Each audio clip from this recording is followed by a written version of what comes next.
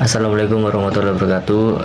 Perkenalkan, nama saya Luis Prasojo dengan NPM 2515052044. Di sini saya akan menjelaskan mengenai materi PPT kelompok 1 dan kelompok yang lain. Yang pertama, pembelajaran pendidikan Pancasila di perguruan tinggi.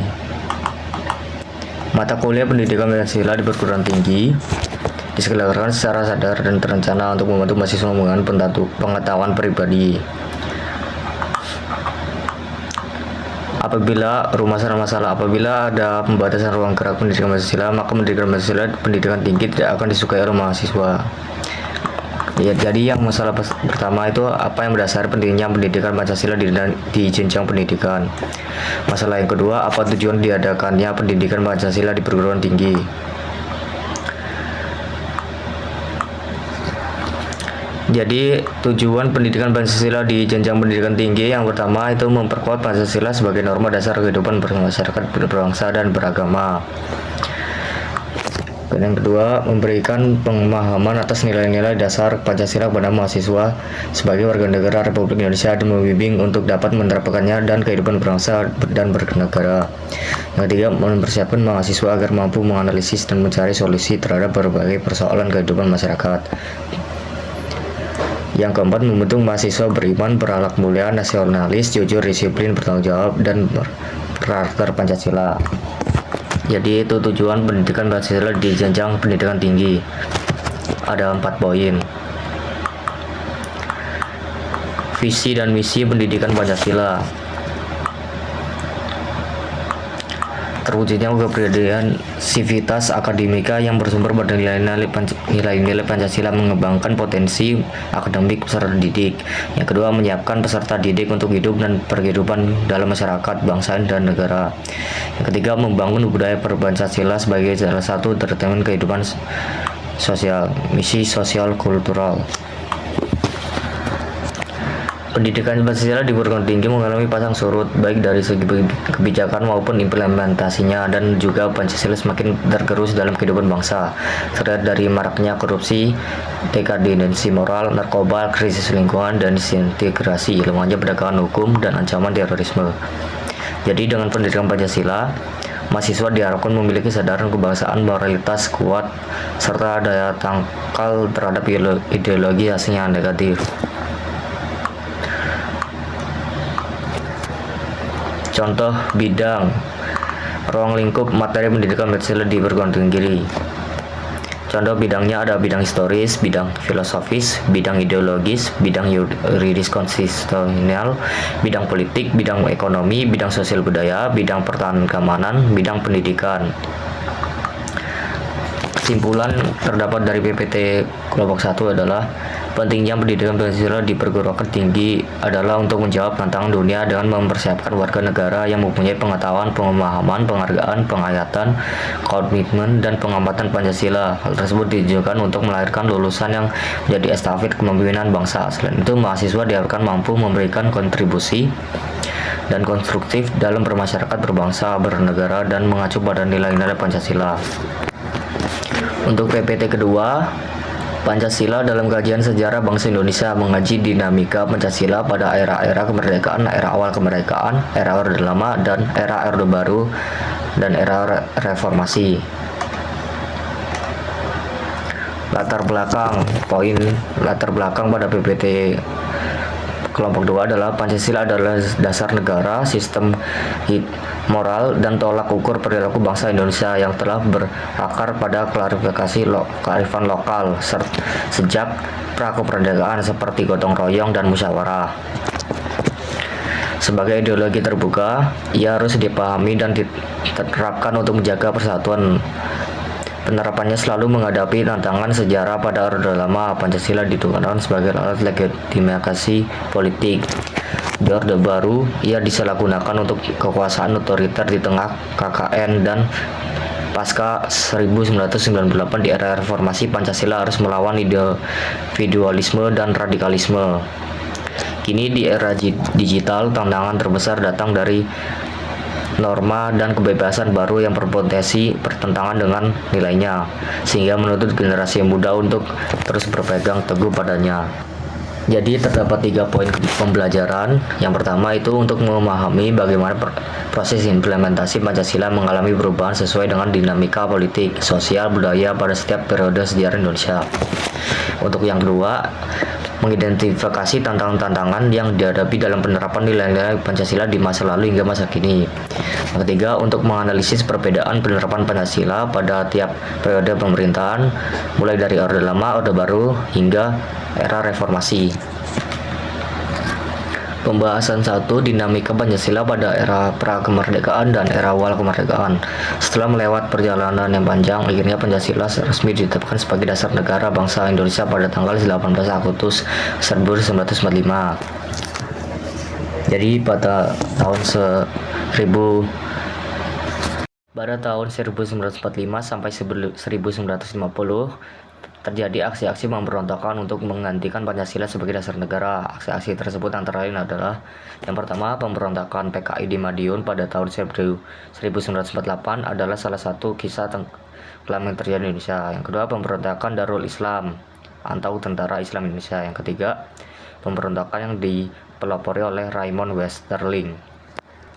Pembahasan yang selanjutnya adalah tantangan era digitalisasi. Nilai utama mengenai implementasi Pancasila di era reformasi. 1. Penyebab perubahan runtuhnya rezim Orde Baru pada tahun 1998. Yang kedua, dampak politik terbukunya demokrasi yang lebih luas, adanya kebebasan berpendapat dan penghapusan kewajiban alias asas tunggal. Yang ketiga, perubahan kedudukan Pancasila. Pancasila tidak lagi digunakan sebagai alat politik penguasa, tetapi dikembalikan pada kedudukannya sebagai dasar negara dan pandangan hidup bangsa.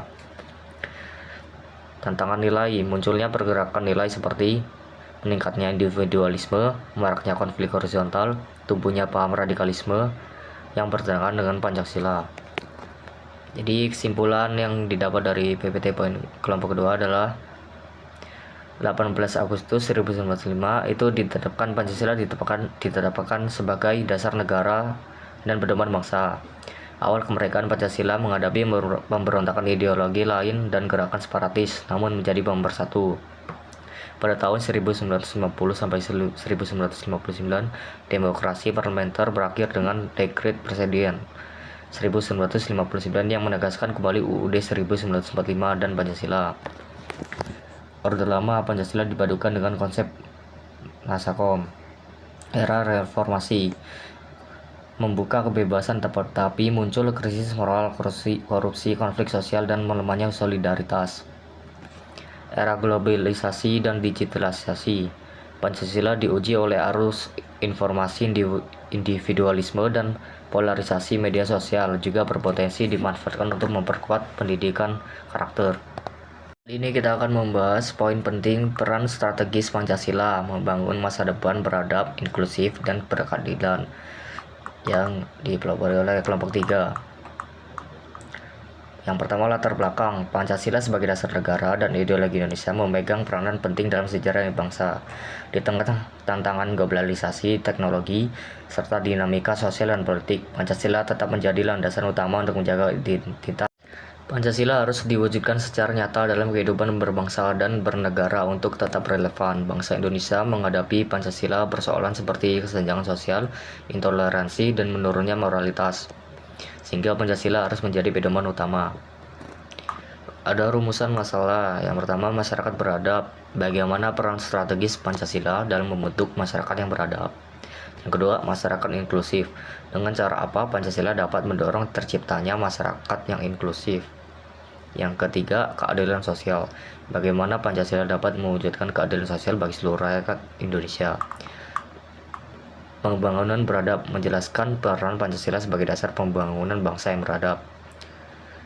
Masyarakat inklusif, menguraikan fungsi Pancasila dalam membentuk masyarakat yang inklusif. Dan keadilan sosial, menggambarkan kontribusi Pancasila dalam mewujudkan keadilan sosial. Pancasila ada poin landasan kehidupan berbangsa. Pancasila terdapat dari 5 sila yang terkait yang menjadi dasar pengaturan kehidupan bangsa Indonesia. Yang pertama, ketuhanan yang Maha Esa. Yang kedua ada kemanusiaan. Yang ketiga, persatuan. Yang keempat, demokrasi. Dan yang kelima, keadilan sosial. Nilai-nilai fundamental ini menjadi pedoman dalam mengarahkan pembangunan bangsa secara berkelanjutan. Relevansi Pancasila di era digital. Di era digital, Pancasila berperan strategis sebagai filter dalam menyaring arus informasi dan budaya asing yang masuk. Nilai-nilai Pancasila menjadi pedoman dalam memanfaatkan teknologi untuk kemajuan bangsa, sekaligus menjaga etika, sopan santun, dan budaya bangsa. Pancasila menjadi fondasi masa depan inklusif, adil, dan bermartabat. Kesimpulan Pancasila, fondasi masa depan Indonesia. Pancasila bukan hanya sekedar ideologi, tetapi merupakan panduan hidup yang esensial untuk membangun Indonesia yang beradab, inklusif, dan berkeadilan. Nilai-nilainya membimbing kita dalam menghadapi tantangan global, menjaga persatuan dalam keberagaman, dan memastikan pemerataan kesejahteraan bagi seluruh rakyat Indonesia. Dengan menganalisasikan Pancasila, kita memastikan identitas bangsa tetap kuat dan relevan di era modern, menjadi landasan kokoh bagi pembangunan berkelanjutan. Selanjutnya kita akan membahas poin penting prinsip-prinsip Pancasila sebagai dasar dalam pembentukan hukum dan kebijakan publik kelompok 4. Poin yang pertama, kedudukan dan Pancasila dalam sistem hukum nasional. Pancasila memiliki kedudukan sebagai sumber dari segala sumber hukum di Indonesia, sebagaimana ditegaskan dalam pembentukan Undang-Undang 1945 alinea keempat. Pancasila tidak hanya menjadi ideologi bangsa, tetapi juga menjadi pedoman dalam penyusunan seluruh peraturan perundang-undangan. Kedudukan ini berarti setiap peraturan yang dibuat harus mencerminkan nilai-nilai Pancasila. Adapun 5 prinsip-prinsip Pancasila dalam pembentukan hukum. Yang pertama, bahwa hukum harus menjamin kebebasan beragama tanpa diskriminasi. Yang kedua, menuntut agar hukum melindungi harkat dan martabat manusia serta menegakkan nilai keadilan. Yang ketiga, bahwa hukum harus menjaga persatuan bangsa, menghindarkan perpecahan, dan memperkuat integrasi nasional. Yang keempat, bahwa hukum harus dibentuk secara demokratis melalui musyawarah, sehingga produk hukum mencerminkan aspirasi rakyat. Yang kelima, mengarahkan agar hukum menciptakan pemerataan dan keadilan sosial bagi seluruh rakyat Indonesia. Ada penerapan kebijakan publik Pancasila. Yang pertama, sila pertama itu harus menjamin kebebasan beragama dan berkeyakinan. Sila kedua, harus menghormati hak asasi manusia. Sila ketiga, harus memperkuat persatuan dan kesatuan bangsa, serta mengutamakan kepentingan nasional di atas kepentingan kelompok. Yang keempat, kebijakan harus dibuat melalui mekanisme demokrasi, partisipasi rakyat, dan musyawarah. Yang kelima, kebijakan harus menciptakan kesejahteraan sosial, pemerataan pembangunan, serta kesempatan yang adil bagi semua. Selanjutnya, Pancasila dalam konteks hukum internasional. Indonesia sering mengangkat Pancasila sebagai dasar negara, etika, hubungan luar negeri, mengedepankan prinsip non-blok, perdamaian dunia, dan kerjasama yang saling menguntungkan. Hal ini terlihat pada peran aktif Indonesia dalam ASEAN, PBB, dan misi penjaga perdamaian dunia.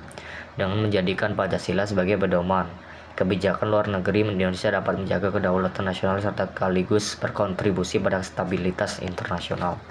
Selanjutnya, kita akan membahas poin-poin penting kelompok 5, yaitu yang berjudul kebijakan-kebijakan pemerintah yang sesuai dan bertentangan dengan Pancasila. Pancasila sebagai dasar negara dan ideologi bangsa, Indonesia memiliki peran penting dalam kehidupan berbangsa dan bernegara karena nilai-nilainya menjadi pedoman moral, etika, serta dasar penyusun peraturan dan kebijakan pemerintah.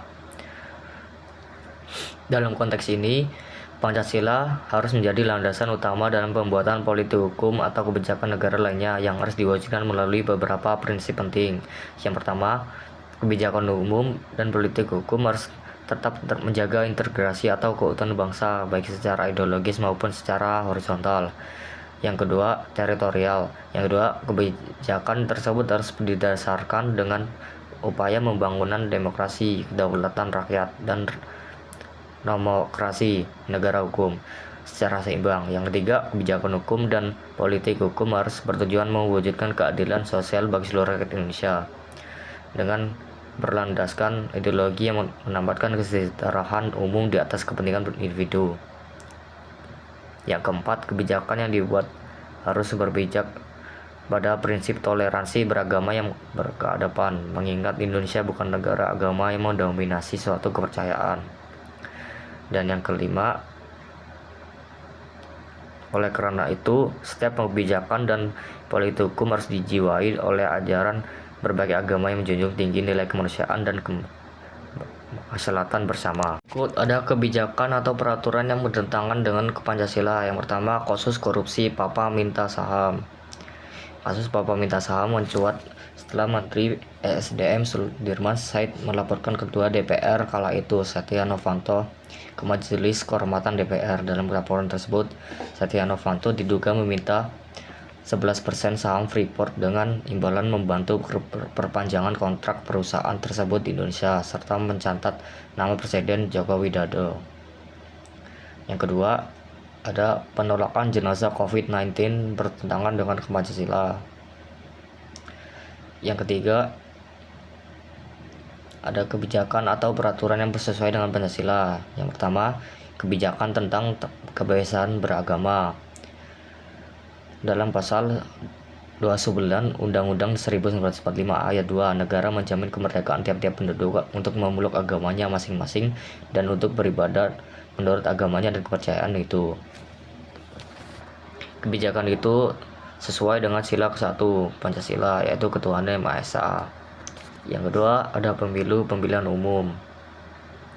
Pemilu harus luber jurdil, merupakan cara pemilihan pemimpin dan wakil rakyat di Indonesia yang berdasarkan 5 prinsip, yaitu langsung, umum, bebas, rahasia, jujur, dan adil. Yang ketiga, ada Undang-Undang HAM nomor 39 tahun 1999. Ya, dan kesimpulannya, Pancasila memiliki peran fundamental sebagai dasar negara, pandangan hidup bangsa, serta sumber dari segala sumber hukum di Indonesia. Oleh karena itu, setiap peraturan maupun kebijakan yang dibuat harus mencerminkan nilai-nilai Pancasila. Apabila kebijakan tersebut sesuai, maka akan memperkuat persatuan, keadilan, dan kesejahteraan rakyat.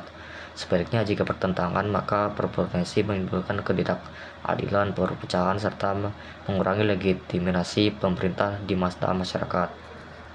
Dan yang terakhir, ada saran. Untuk sarannya, yang pertama, pemerintah perlu melakukan kajian mendalam sebelum menetapkan kebijakan agar sejalan dengan nilai-nilai Pancasila.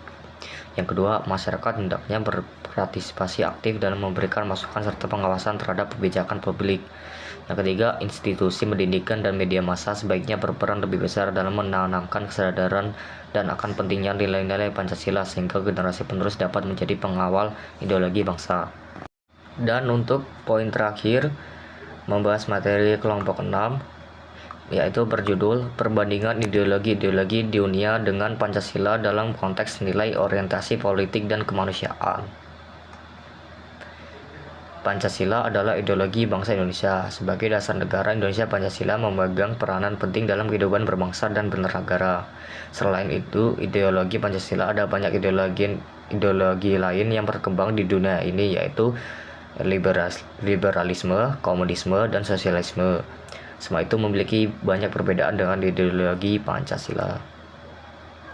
Pancasila memberikan orientasi ke depan dan petunjuk bagi masyarakat Indonesia. Pancasila sebagai ideologi terbuka memiliki dimensi-dimensi idealis, normatif, dan realitas.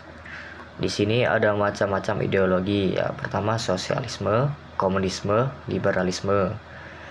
Liberalisme merupakan paham yang memberikan penekanan kebebasan individu sehingga kesejahteraan bukan menjadi tanggung jawab negara. Ideologi ini mengembangkan prinsip yang mendasar.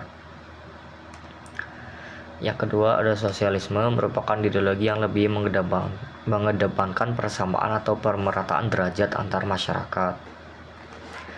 Yang ketiga, komunisme. Komunisme sebagai anti-kapitalis menggunakan sistem sosialisme sebagai alat kekuasaan.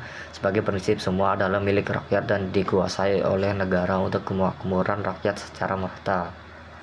Dalam aspek ekonomi, liberalisme menekankan kebebasan individu tanpa campur tangan pemerintah, peran negara kecil.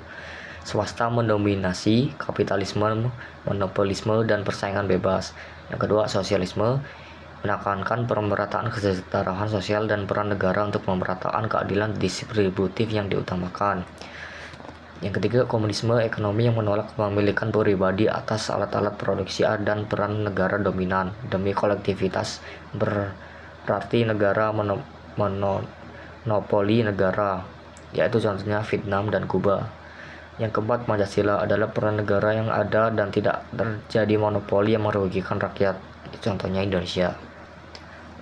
Dalam aspek agama, liberalisme, kebebasan individu dalam berkeyakinan dan agama urusan pribadi, bebas beragama, bebas memilih agama, bebas tidak beragama, contohnya Kanada dan Australia.